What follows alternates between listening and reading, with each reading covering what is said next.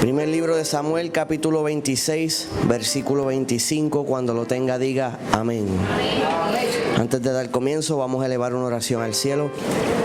Poderoso Dios y Padre Celestial, en esta hora, oh Señor, vamos a exponer tu palabra, pidiéndote, Dios, que sea palabra tuya, no de hombre, que sea cayendo en terreno fértil, que sea produciendo los frutos que tú quieres en la vida. Te pido, Señor, que no caiga en pedregales, ni en el camino, ni sobre espinos, sino en el terreno propicio donde pueda haber fruto en la vida, el terreno fértil. La misma no vuelva a ti vacía y haga lo que fue enviada a hacer, oh Dios. Glorifícate de una manera especial. Toda la gloria, toda la honra es tuya. En el nombre de Jesús, amén. Y Saúl dijo a David: bendito eres tú, hijo mío David. Sin duda emprenderás tú cosas grandes y prevalecerás. Entonces David se fue por su camino y Saúl se volvió a su lugar.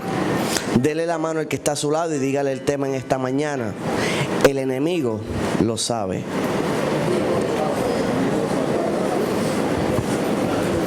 Puede tomar asiento, pero no deje de alabar el nombre del Señor.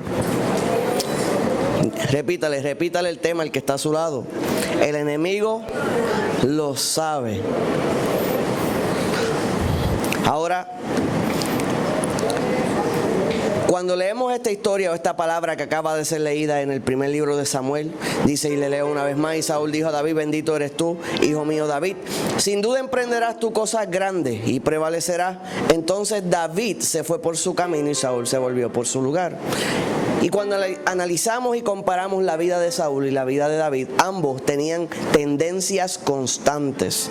Dile al que está a tu lado: tendencias. Cuando usted ve el tiempo de las elecciones, puede ver que cuando comienzan a tomar las votaciones, comienzan a decir la tendencia en el pueblo de Toalta, o la tendencia en el pueblo de Corozal, o la tendencia en el pueblo de Naranjito, que son los pueblos que nos rodean, o la tendencia en el pueblo de Dorado, y comienzan a sacar predicciones basadas en tendencia. Pero cada ser humano a su vez lleva unas tendencias y son recurrentes a través de la vida. Por eso es que se le llama tendencia. Ahora, por ejemplo, cuando vemos la vida de Saúl, tenía la tendencia a no estar enfocado como rey. Tenía la tendencia a buscar, que en vez de él buscar cómo crecer, él tenía la tendencia a eliminar la competencia. ¿Sabes? Como muchos por ahí. En vez de buscar cómo él seguir mejorando, siempre estaban buscando cómo quitar al que buscaba crecer. Esa era la tendencia de Saúl. La tendencia, tenía la tendencia a buscar sus propios intereses y no lo que Dios le estaba pidiendo. Sin embargo, cuando vemos las tendencias de David, David daba el 120% en todo lo que le mandaban a hacer. O sea que si lo mandaban a velar ovejas, su tendencia era hacer un excelente trabajo. Si lo mandaban a la guerra, su tendencia era dar lo mejor. Tenía la tendencia a adaptar su mente a la posición otorgada. O sea que él tenía la habilidad de, cuando le cambiaban la posición, porque constantemente le cambiaban, primero era pastor de ovejas, después era soldado, después era capitán de guerra. Él lograba adaptar su mente a la posición asignada. O sea que no trabajaba como soldado como trabajaba como pastor de ovejas, ni como capitán como soldado. Él ajustaba su mente a la posición otorgada. Entonces, él tenía la tendencia a enfocarse en su propósito. Saúl tenía la tendencia a ir a su celo. Y todos nosotros tenemos unas tendencias. Algunas de esas tendencias nos benefician, otras de esas tendencias nos perjudican. Amén. Y tenemos que estar alerta y atentos a cuáles son las tendencias que debemos mantener en nuestra vida y cuáles son las tendencias que tienen que abandonar nuestra vida. Por ejemplo, hay personas que cuando usted analiza, cuando llega el momento de una crisis, por ejemplo, se cortó uno de sus hijos o aconteció una situación, tienden a quedarse. ¿Cómo es que era lo que le daba al chavo la chiripiorca? ¿Cuál era? La garrotera. ¿Y la chiripiorca quién era? Al chapulín. Los tengo mezclados. Pues ahí tengo la tendencia a confundir esos dos. Ahora, hay personas que le da la tendencia de, cuando hay una emergencia, le da la chiripiorca, la garrotera, le da la garrotera. no pueden actuar y resolver la situación. Y muchas veces tenemos situaciones y tribulaciones en nuestra vida y en vez de actuar con madurez y atacar las batallas y luchar, entonces nos da la chiripiorca.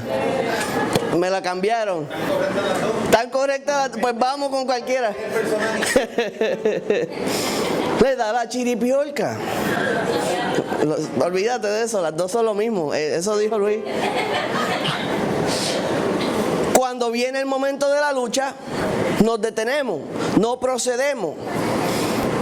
Y en estos días hice ¿cómo es que se llama esto? Como una reflexión y decía, tu valentía o tu cobardía me mostrarás en la batalla, mejor te exhorto a que no huyas, mejor mueres en la raya.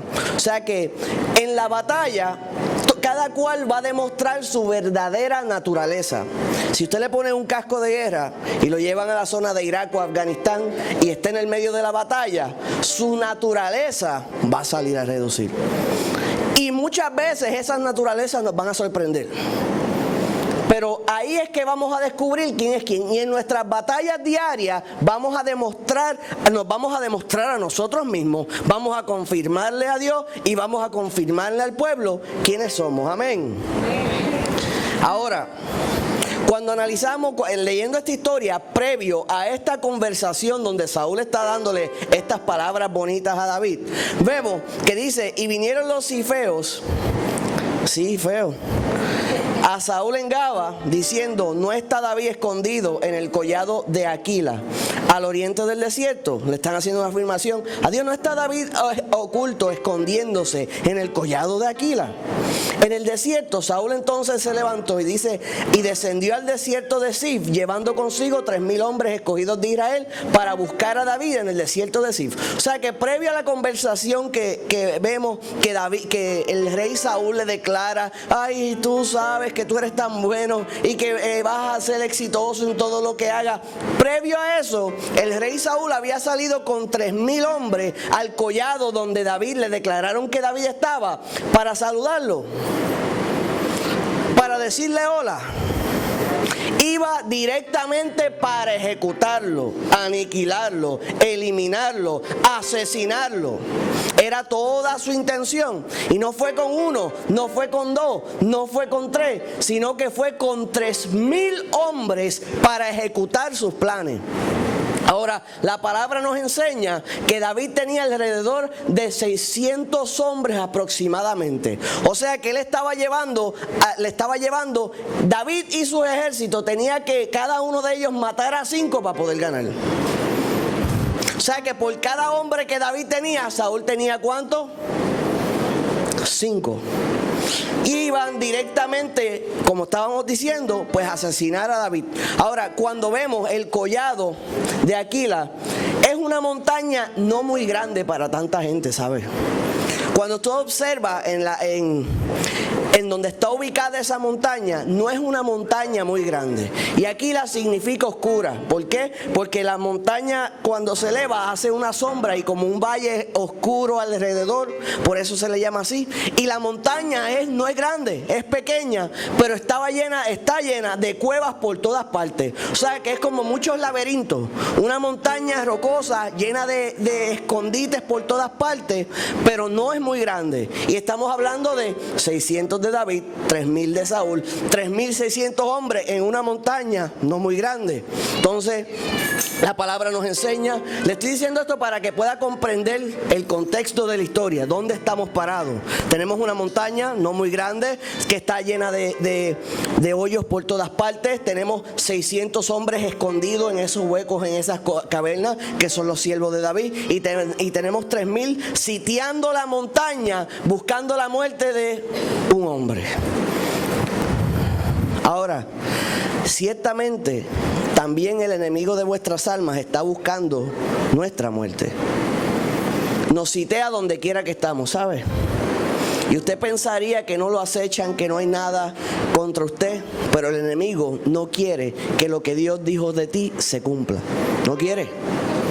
Y cuando usted va al trabajo te citea allí, o usted no se ha dado con 2 o 3 arpíos en sus lugares de trabajo. O cuando usted va a tiendas, o cuando tiene en el lugar donde vive, siempre hay enemigos en todas partes. ¿Quién vive? En todas partes.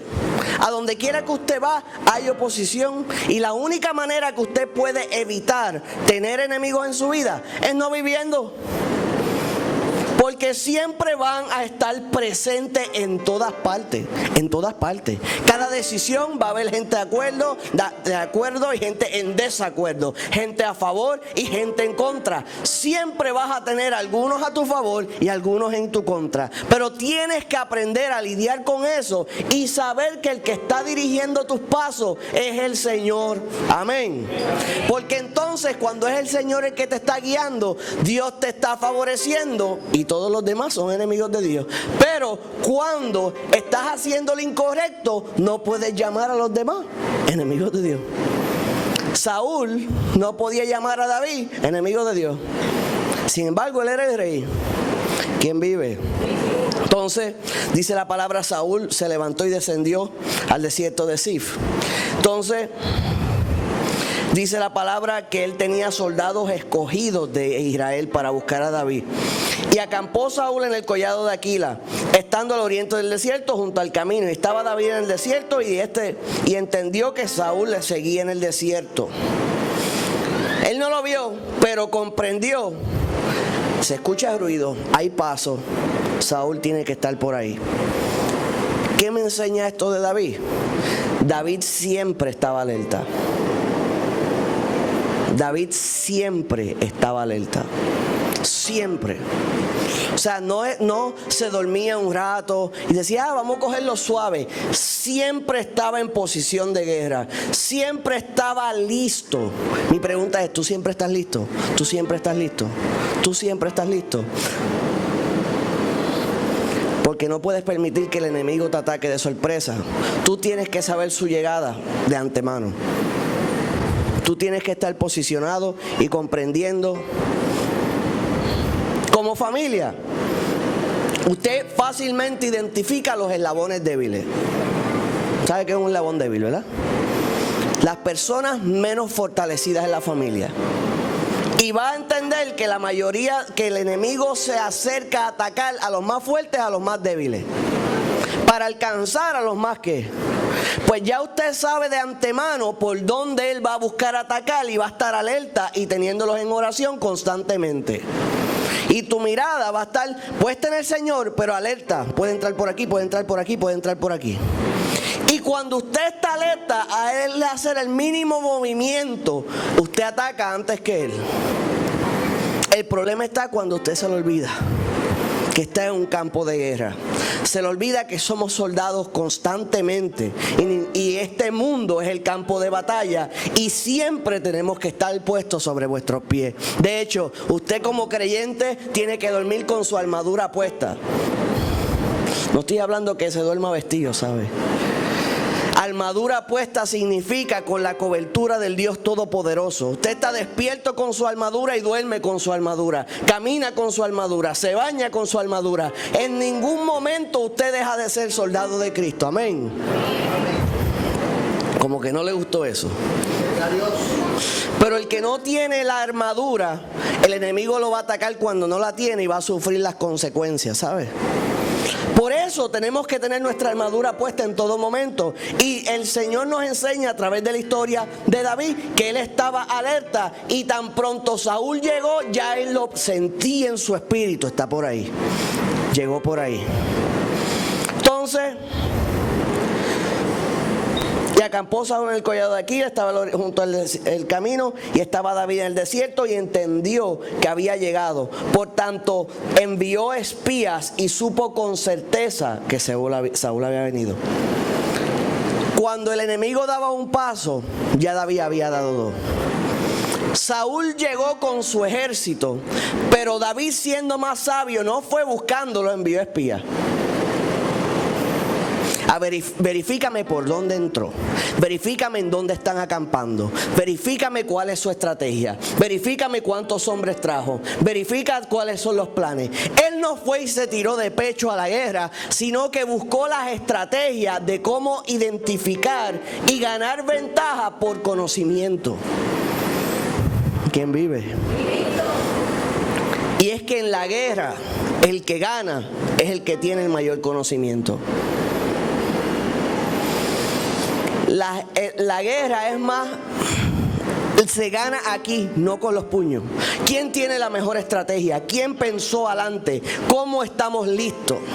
Y David nos enseña en la palabra del Señor cómo él no se tiró de pecho. Él envió ¿qué?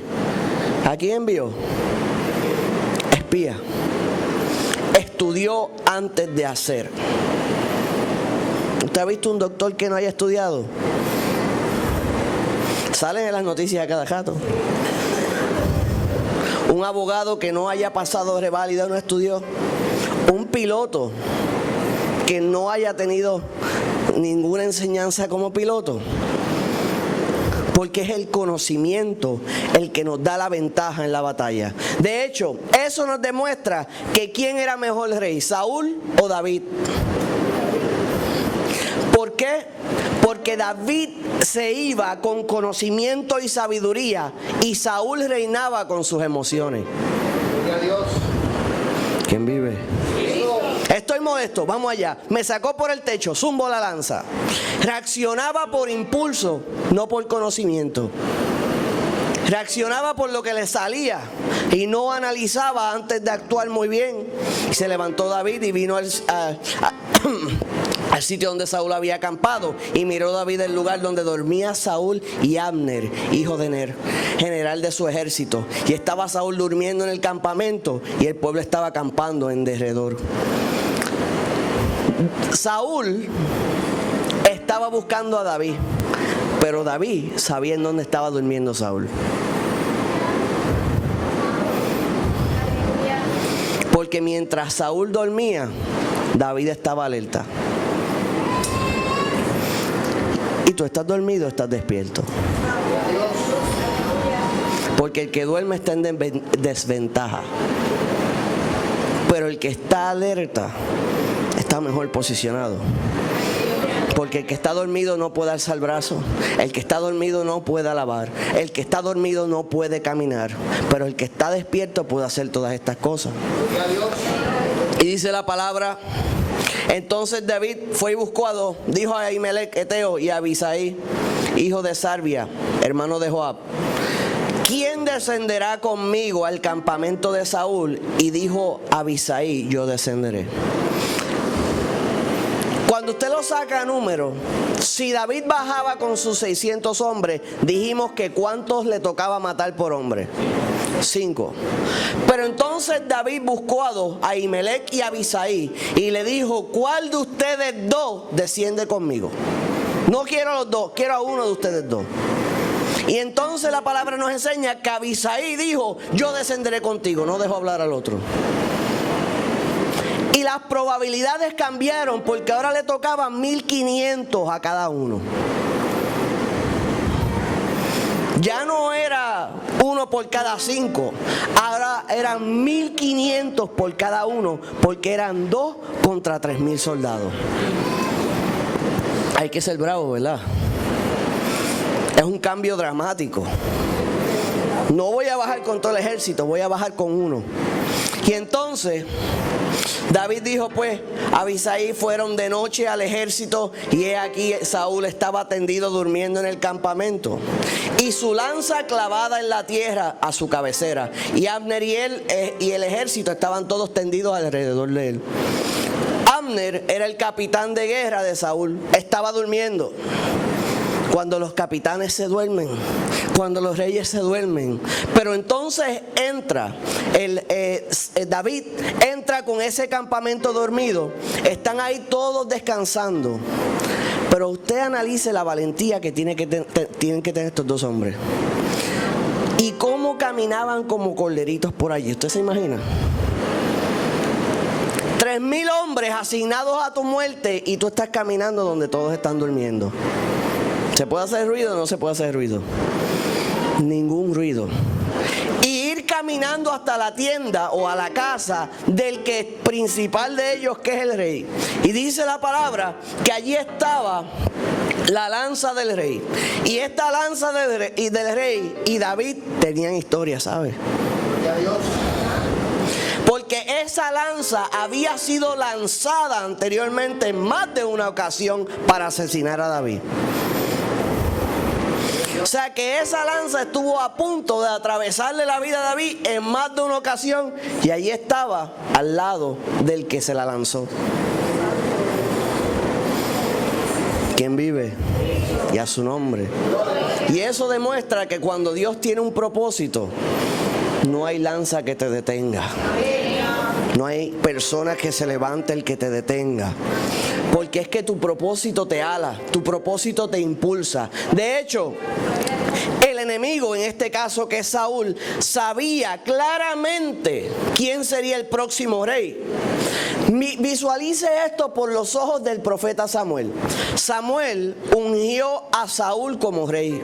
Samuel ungió a David como rey. Y ahora, porque hasta este punto él no había muerto, versículos luego fallece Samuel, está siendo testigo de cómo Saúl, un ungido, persigue a otro ungido. Y eso aún pasa todavía en las iglesias, ¿sabe? Todavía pasa en la casa de Dios, donde un ungido persigue a otro ungido, donde un ungido habla más del otro ungido, donde un ungido busca cómo serrucharle el palo a otro ungido. Y esto no es la voluntad de Dios.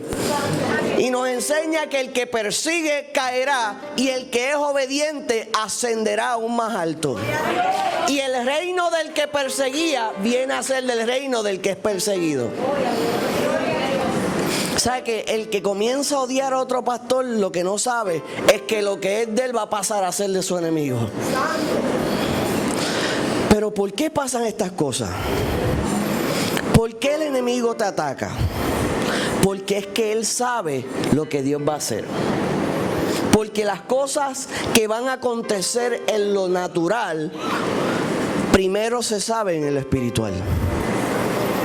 Lo que viene al mundo natural, primero hace ruido en el mundo espiritual. Porque el Señor comienza a acomodar desde lo que no se ve. Y usted dice, y estos ataques espirituales, y estas acechanzas del enemigo, y estas cosas que están pasando, no entiendo. Y no sabes que Dios va a bendecir, Dios viene a hacer algo, y el enemigo lo sabe de antemano, y está tratando de detenerte. Está tratando de que tú digas, no quiero eso. Está tratando de hacerte huir. Un buen ejemplo de esto es... Este pastor, el Señor lo pone a predicar creo que era el estado de Virginia. Y él está predicando el evangelio con fuego, pasión, de nuevo. Y comienza a llenarse cada vez que hace una campaña. Y acontece que un reportero del Washington Post quiso hacerle daño escribiendo en el periódico sobre él. Y comenzó a decir un montón de mentiras que no eran ciertas, pero como salió en el periódico, ¿qué pasó con los creyentes? Neciamente lo creyeron. Porque la gente no verifica la información. Por ejemplo, hay una plaga de noticias mentirosas en Facebook y nadie verifica la información y lo comparten para adelante sin saber que no es cierto. Se murió aquel. ¿Cuántas veces no ha resucitado el de las películas Fast and the Furious y la gente compartiendo? Está vivo, está vivo. Y uno se da en la frente, no puede creer tanta ignorancia. Hay que validar la información. Pero como nadie valida la información, comenzaron a decir cosas que no eran ciertas de él. Y él se frustró. Y aconteció que lo invitaron a predicar en una iglesia y él estaba destruido. Él decía, yo seguía predicando, yo seguía hablando, yo seguía compartiendo la palabra, pero estaba cansado y listo para enganchar los guantes. Y entonces aconteció que una noche después de predicar le dijeron, hay una señora esperándote afuera. Y él dijo, ay Dios mío, otra loca más. ¿En serio? Otra más. Porque cuando uno está cansado no falta lo loco, ¿sabes? entonces él no quería salir. Él dijo, me quedo acá. Cuando se vaya salgo, porque no estoy de humor para que me digan otra, que él salga y le diga, mira que leí en el periódico, cosas semejantes. Pues él siguió esperando y esperando, y la señora no se rendía. Y él había decidido que ese día era su último mensaje. No se lo había dicho a más nadie, pero ese era su último mensaje. No predicaba más. Y la señora no se fue. Cuando él baja la escalera dice, pues voy a tener que enfrentar esto, es lo último que hago. Y baja la escalera del lugar donde estaba esta señora, dice que era bien pequeñita. Y esa señora le dice, yo estaba embarazada en mis trompas de falopio y no sabía que estaba embarazada. Y perdí el bebé y no sabía que el bebé empezó a pudrirse, murió dentro de su vientre. Y entonces lo hospitalizaron. Y allí estaba a punto de muerte y su familia le ponía predicaciones de este hombre. Y cada día cuando ella sentía morirse, que ya estaba partiendo, esos mensajes que ella escuchaba la volvían a la vida.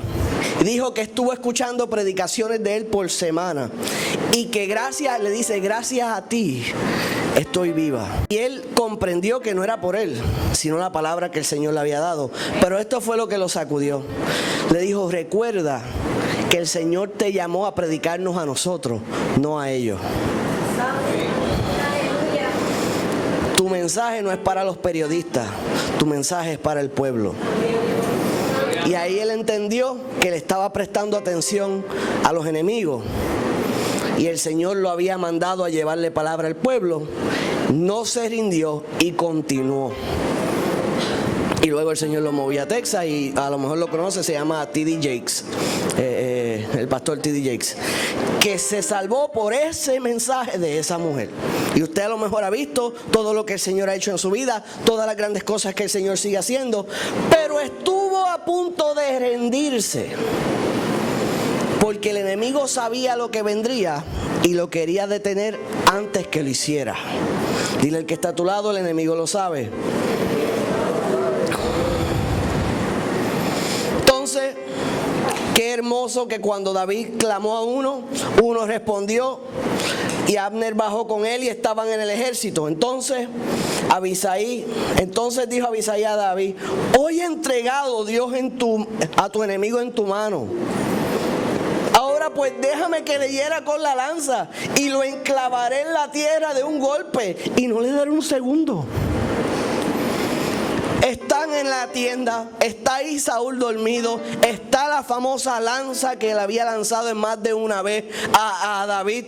Y Abisai se ve tentado. Le dice, déjame atravesarle la lanza. Te prometo que no le voy a dar 2 veces, uno nada más ni se va a enterar. Míralo ahí. Está difícil esa tentación, ¿verdad? Todo el mundo está durmiendo. Lo único que tenía que hacer era dejarla caer. Pero había un problema. Y es que David sería el próximo rey. Y si él asesinaba a un rey, estaba abriendo la puerta para que lo mismo le aconteciera a él. Y él estaba respetando la posición, no al hombre, la posición. Porque Saúl no se merecía su respeto, pero la posición sí. ¿Quién vive? Saúl no había dado ejemplo, pero había que respetar la posición que tenía. Y él tenía que protegerse de sí mismo, que otro en otro momento se levantara y lo asesinara, sino que siguieran su ejemplo, que un rey debe ser respetado. Y de ahí en adelante había respeto para los reyes de Israel. Pero si él comenzaba con el pie izquierdo, por ahí para abajo venía de la misma manera. Ahora, entonces le dijo, le voy a dar un golpe, no le voy a dar 2. Y David le respondió a Abisai, no le mates, porque ¿quién extenderá su mano contra el ungido de Jehová y será inocente? Dijo David, además vive Jehová, si Jehová lo hiere, o su día llegue para que muera, o descienda a la batalla, en batalla perezca, ahora guárdame Jehová de que lo haga yo. Decía, yo espero que lo maten en la guerra, o que se muera ya, pero yo no lo puedo matar. Yo no puedo hacer eso. Y entonces deciden, pero toma la lanza que está en su cabecera y su vasija de agua y vámonos. La que me lanzó, tráetela. La que quiso usar en mi contra, tráetela. Y coge donde él toma agua, tráetelo también. ¿Quién vive? Y dice, vámonos.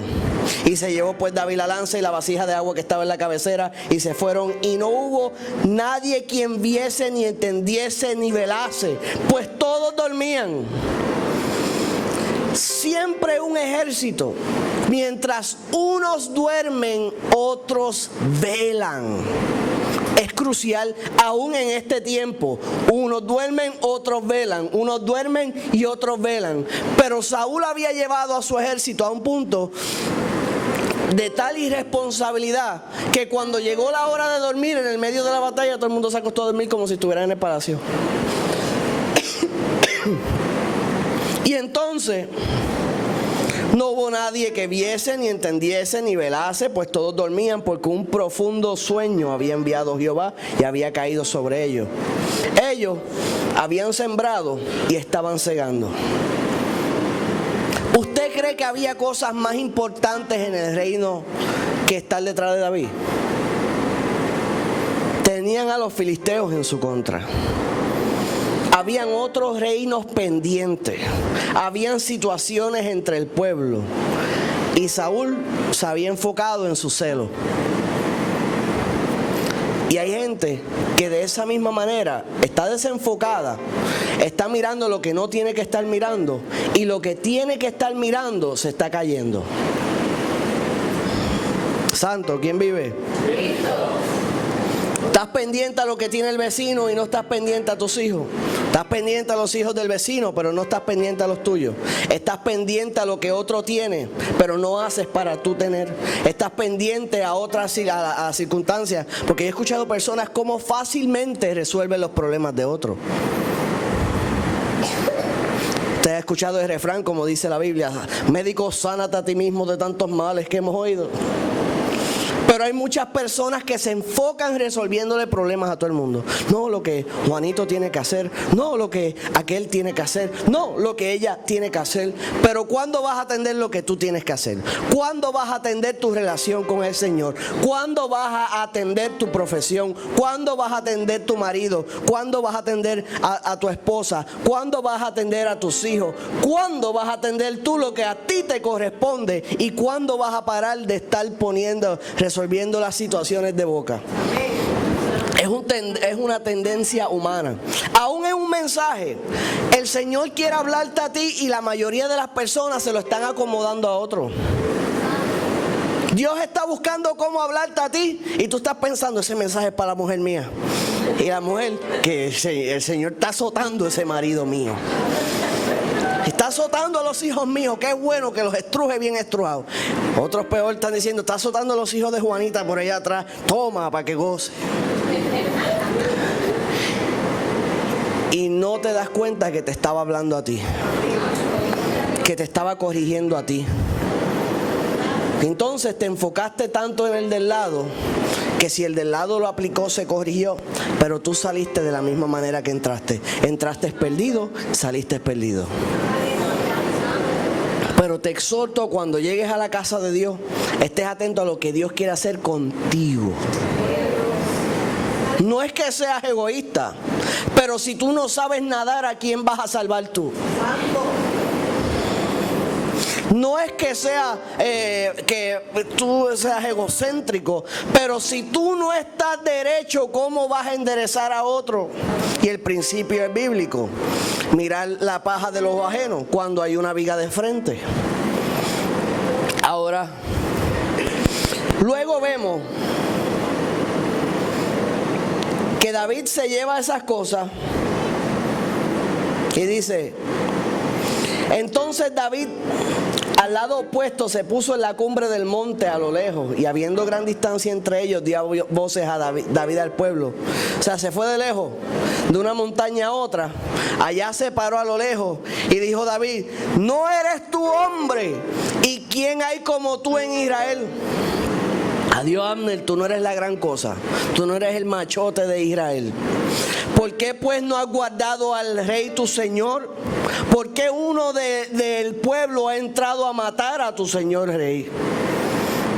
Tú no eras el que protege al rey de Israel. Tú no eres el que se supone que vele por su vida. ¿Y cómo es que uno de los contrarios entró?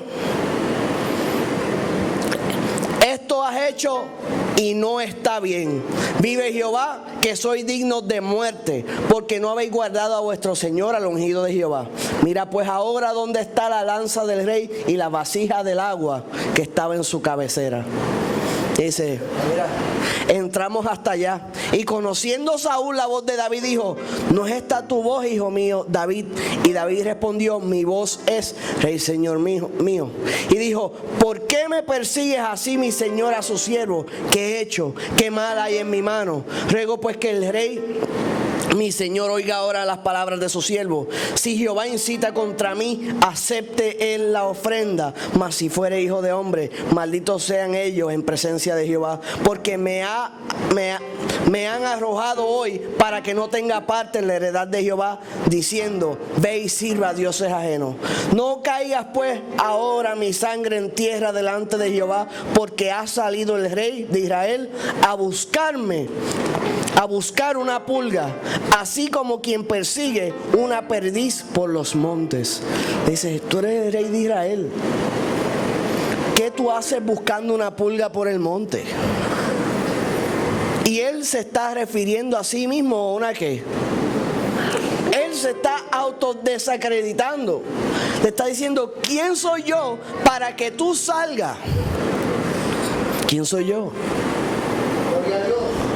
Esa es una pregunta que muchos hombres que el Señor utilizó le hicieron a Dios. Cuando estaba Moisés frente a la zarza, le dijo: ¿quién soy yo para que haga esto? ¿Y quién era David? Piense, no era rey, no era soldado, no tenía posición ni dinero, pero reyes andaban hablando de él. Pues David le pregunta: ¿qué me hace importante a mí que tú estés buscándome por el monte? Si no tengo reino, no tengo tierra, no tengo heredad, me han botado de todo. ¿Por qué sigo siendo? ¿Por qué mi vida sigue valiendo tanto para ti? Entonces Saúl dijo: vuélvete, hijo mío David, que ningún mal te haré más, porque mi vida ha sido estimada preciosa hoy en tus ojos. He aquí yo he hecho neciamente y he errado en gran manera. O sea que se fue tras él, hizo todo esto. David perdona su vida, pero amado, esto siguió pasando, ¿sabes? No piense que el corazón de este rey cambió Saúl. Y David respondió y dijo: aquí la lanza del rey, pase acá uno de los criados y tómela. Qué interesante este versículo. Porque David, cuando fue, le quitó la lanza o cogió más cosas. Cogió en lo que, ¿qué? Lo que bebía el agua. Sin embargo, a la hora de devolver, le dio más que la lanza. Toma una, me quedo con la otra. Hay que ser bravo, ¿sabes? Ahora, ¿qué significa eso? Porque la lanza es un instrumento de guerra, pero tomar agua es un instrumento de paz, ¿verdad? Es algo que no es utilizado para la batalla. Es algo que quita la sed. ¿Quién vive? Y entonces, y Jehová pague a cada uno en su justicia y lealtad, pues Jehová te había entregado hoy en mi mano, mas yo no quise extender mi mano contra el ungido de Jehová. Y aquí, como tu vida ha sido estimada preciosa hoy a mis ojos, así sea mi vida a los ojos de Jehová, y me libre de toda aflicción. Es una conversación interesante, pero lo más impresionante es con el versículo con que comenzamos. Y Saúl dijo a David: bendito eres tú, hijo mío David. David en todo este tiempo lo que quería era que Saúl lo guiara, porque él sabía que él sería el próximo ¿qué? rey, lo sabía. Caminaba como rey, hablaba como rey, actuaba como rey. Él sabía que él era el próximo rey. No había forma de evitar eso. Pues, ¿qué quiere alguien, un sucesor? Pues que su antecesor lo eduque. Por ejemplo, Moisés educó a Josué, Josué tomó su lugar. Perfecto. Sin embargo, cuando vemos esta historia, él quiere que Saúl lo eduque, pero Saúl lo que quiere es liquidarlo. Él quiere aprender, pero sin embargo, él está enseñándolo. En vez de Saúl educar y enseñar a David, Saúl estaba aprendiendo de él, pero era medio torpe, ¿sabe? No aprendía muy bien. Le dijo, sin duda emprenderás cosas grandes y prevalecerás. Le dice, ciertamente lo que tú vas a hacer, el Señor va a estar contigo. Y entonces David fue y fue por su camino y Saúl se volvió a su lugar. El enemigo sabe lo que el Señor va a hacer contigo. El enemigo lo sabe. Y entonces automáticamente lo sabe, se levanta en tu contra, esperando que tú te dejes vencer. Pero si tú no te dejas vencer, ese mismo ataque es lo que te va a preparar para ser un campeón. Es una navaja de dos filos. Los ataques van a venir, pero el propósito del Señor permitir el ataque entrar es para prepararte, para fortalecerte, para que estés listo. Pero si tú tomas la actitud incorrecta, te corta. La prueba es para probar precisamente. La prueba es para probar precisamente. Para eso es la prueba. Para eso es la prueba. La prueba en las finanzas es para probar cómo tú vas a actuar. La prueba en la familia es para probarte. La prueba en donde sea es precisamente probándote. Y el que está alerta y sabe que está en una prueba, se mueve sabiamente. Pero el que todo lo toma como es un ataque para hacerme pedazo y empieza a bajarse, se queda abajo. Pero entonces el que le hace frente, resiste y lucha, vence y saca una enseñanza. Él me enseñó que en la escuela, primero en la escuela viene la clase y después la prueba. Y en la vida viene la prueba y después la lección. O sea, en la escuela primero es la lección y después la prueba. Y en la vida primero es la prueba y después la lección. Pues entonces, esté alerta porque cada prueba viene a enseñarte. Tienes que tener la actitud correcta. Y cada batalla, cada amenaza, cada problema va a venir a ser preparación para lo próximo. Pero si entonces tú sigues sacando lágrimas y ponerte en mala actitud y te pones con los berrinches, te quedas estancado. Y dice, Señor, ¿por qué siempre estoy en el mismo sitio? Porque siempre tienes la misma bendita actitud. Por no decir lo que se merece esa actitud. Porque siempre hablas de la misma manera. Porque siempre actúas de la misma manera. Y hasta que no aprendas a poder levantarte y luchar como buen guerrero y buena guerrera del Señor y entender que aún el enemigo sabe que hay cosas mayores, aún los contrarios saben que Dios ha venido a bendecirte, pues entonces vas a quedarte estancado. Pero el Señor te está hablando recurrentemente para que salgas de ese estanque ya. Para que salgas de ese estanque ya. Porque tan pronto cambies la actitud y pongas el lente correcto, el Señor va a permitirte que puedas ver lo que hasta ahora no habías visto. Muchos de ustedes tienen ya las respuestas delante de usted, está ahí, pero la actitud no le ha permitido verlo. ¿Usted no ha visto cuando los ojos se llenan de lágrimas, se empaña la visión? Y cuando se empaña la visión no ves claramente. Pues entonces, ¿qué quiere el Señor hacer contigo? Hacerte fuerte. Sécate los ojos y mira claramente. Mira. Que la respuesta que estabas esperando siempre estuvo delante de ti, pero tu actitud no te había permitido verla. Las puertas siempre han estado ahí. Las oportunidades siempre han estado ahí. ¿Quién vive? Y a su nombre. Vamos a estar puestos en pie en esta hora. Ya casi estamos botando este catarro que nos ha estado atacando ya, yo diría, como 2 semanas. Y precisamente así se siente, como un campo de batalla, ¿verdad? Pero cuando mantenemos la claridad, la visión, mantenemos el enfoque, mantenemos la determinación en nuestro corazón y seguimos resistiendo, la palabra establece: someteos a Dios, resistid al diablo. Y de vosotros, pues vamos a mantenerlo huyendo. Vamos a mantenerlo huyendo. Vamos a mantenerlo huyendo, ¿verdad? Vamos a mantener al enemigo huyendo. Con nuestro sometimiento a Dios, mantenemos al diablo en la carrera, huyendo. El sometimiento lo pone a huir, pues sométete para que huya. Sométete para que huya. Cambia tus tendencias ya, como decíamos al principio. Todos tienen su tendencia.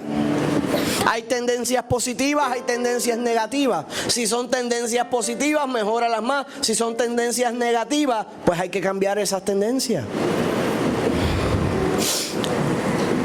Porque cuando, como David, si tiendes a dar el 120%, vas a la victoria. Si tiendes a buscar a Dios, vas a llegar a la victoria. Si tiendes a seguir tu propósito, vas a llegar a la victoria. Pero si tiendes a oír, ¿a dónde vas a llegar? Si te tiras a llorar y a decir la vida no es justa, porque a mí, porque esto, porque lo otro. Y tenemos tantos ejemplos de siervos y siervas del Señor que pudieron haber dicho ¿por qué a mí? Y no se pusieron en esa actitud. Tenemos a un Daniel, que su familia fue asesinada en la flor de su juventud, su padre y su madre asesinados, ellos fueron llevados secuestrados a Babilonia, fue su miembro, sus partes genitales fueron desmembradas antes de los 20 años. Y cuando llegó al palacio de Nabucodonosor, usted diría, qué vida desgraciada. ¿Cuántos jóvenes en este tiempo se hubieran puesto así? Le asesinaron los padres, le dañan su cuerpo permanentemente. Y dice la palabra que cuando Daniel llegó allí, propuso en su corazón no contaminarse.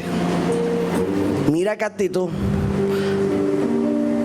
Todo esto pasó, pero como quiera yo voy a permanecer fiel a Dios. Pero en este tiempo eso es 1 en 1.000.000, ¿sabe?